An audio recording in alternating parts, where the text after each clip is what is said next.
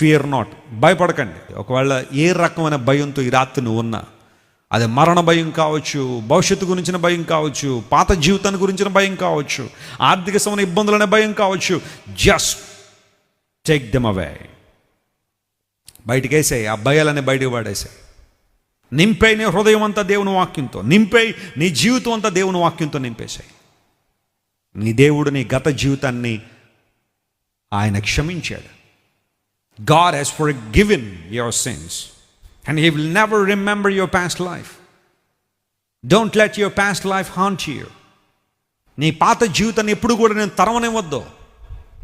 నువ్వు దేవుని బిడ్డవు. అపవాది అంటాడు నువ్వు దేవుని బిడ్డవు కాదేమో, నీ ప్రార్థనలు దేవుడు వింటలేదేమో, నీ భక్తి అంతా వేస్ట్ అయిపోయిందేమో, నీ ప్రార్థనలన్నీ కూడా వృధా అయిపోతున్నాయేమో. No, you are the child of God. నువ్వు దేవుని బిడ్డవు కాబట్టి దేవుని ప్రార్థన వింటున్నాడు. God stands by you.